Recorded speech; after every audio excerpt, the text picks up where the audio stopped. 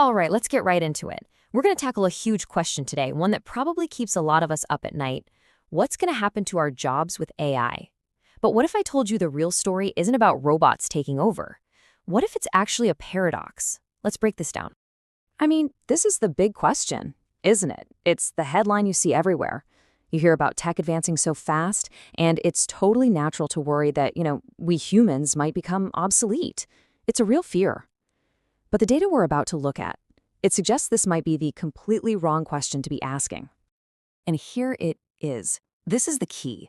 The real story that the statistics and all the predictions are telling us, it's not a story about mass unemployment.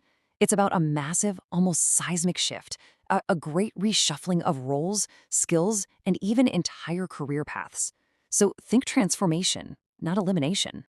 So, to really get to the bottom of this, we're going to dive deep into a really groundbreaking report from Boston Consulting Group. They've done the hard work. They've sifted through all the data to look past those scary headlines and find out what the real challenges and, the opportunities actually look like. Okay, this slide right here, this is the heart of the paradox. The report's big insight is that if you just look at the net number of jobs, you're missing the entire story. It's totally misleading.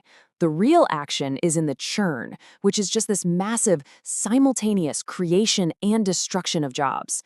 Think about it. If 10 million jobs disappear, but 10 million new ones are created, the net change is zero, right? But that's still 10 million people who are suddenly out of work and need to find a completely new career. That's the real disruption. The details are everything. Now, to see this churn in action, the report zeroes in on three really different but really important economies. You've got the US, Germany, and Australia. By looking at their specific data and predictions, we can start to see a global picture taking shape. Let's see what the numbers say. At first glance, these numbers are kind of surprising. The data predicts that both the US and Germany are actually going to face a labor shortfall, as in not enough workers. Australia, well, it's more of a toss-up, but they could also see a shortfall. But again, these big picture numbers are hiding the real story. That becomes crystal clear when we dig into the details. So let's start with the United States. The overall prediction is a shortage of workers. But hiding underneath that one number is this huge imbalance. The country is going to have way too many people for jobs that are easily automated, and at the exact same time, a critical shortage of people for the high-skilled jobs that are actually driving the economy. And this number, this just shows you the insane scale of the challenge.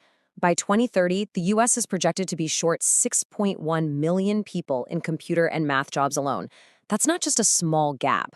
That's a chasm. It's a gap that could seriously slow down innovation and growth. That statistic it's just staggering. And this isn't just a US problem, not at all. The story is pretty similar in Germany and Australia, just with their own local flavor. Germany's got this demographic issue with a low birth rate, which makes its projected shortfall of 1.1 million tech workers even more serious. And then you have Australia. Even though they might have a surplus of workers overall, the data shows they'll still be short more than 300,000 tech workers. The common thread here is impossible to ignore: a critical lack of people with the right tech skills. And that brings us to the absolute core of the issue. The great challenge of this AI era. It isn't a future with no jobs. It's a future where there are millions of open jobs and millions of people who need jobs, but the two just don't match up. It's a crisis of skills. This slide just lays out the mismatch perfectly. Look at this. On the left, you've got the jobs where demand is just exploding. These are roles that need complex problem solving, critical thinking, analysis. Then on the right, you've got the jobs where there's going to be a surplus of people. And what do they have in common? They're roles with routine, repeatable tasks. Exactly the kind of work that technology is getting really, really good at. This is the mismatch, right here in black and white. But here's a really fascinating detail from the report that you might not expect. This isn't just about coding and data science. Demand is also exploding for jobs that technology just can't do. Think about roles that need deep empathy, creativity, that human connection, like nurses, teachers, social workers. It turns out, in the age of AI, these core human skills are becoming more valuable than ever. Okay, so we've seen the data, we understand the scale of the challenge. The situation is definitely complex, but it is far from hopeless. The report doesn't just point out the problem, it also gives us a really clear path forward for how we can all adapt and even thrive. This quote from BCG really gets to the heart of the solution, doesn't it? As we get all focused on the rise of artificial intelligence, we absolutely cannot forget about the rising value of human intelligence, our creativity, our imagination, our ability to connect with each other.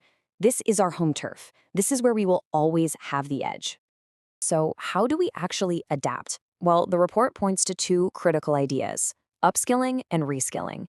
Upskilling's pretty straightforward. It means learning new things to stay current in the job you already have. But reskilling, that's the bigger challenge. That's about learning a completely new set of skills so you can pivot from a field where there's a surplus of workers to one of those high-demand fields we were just looking at, like tech or healthcare. All of this brings us to the final, and honestly, the most important question. What can you, as an individual, actually do about all this?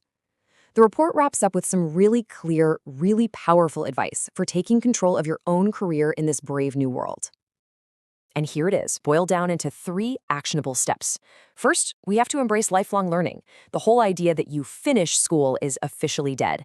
Second, you got to be strategic about it. Don't just learn for the sake of learning. Look at the data, pay attention to the trends, and let that guide your upskilling and reskilling. And finally, be flexible. That straight, linear career path, that's a thing of the past. The future belongs to the people who can pivot and adapt. So, as we wrap this up, this is the final thought I want to leave you with. The future isn't something that just happens to us. The data, the predictions, they show us the direction things are moving. The real question is, what are we going to do about it? This skills gap is the central challenge of our time, and you know what? Bridging it starts with each and every one of us. Thanks for tuning in.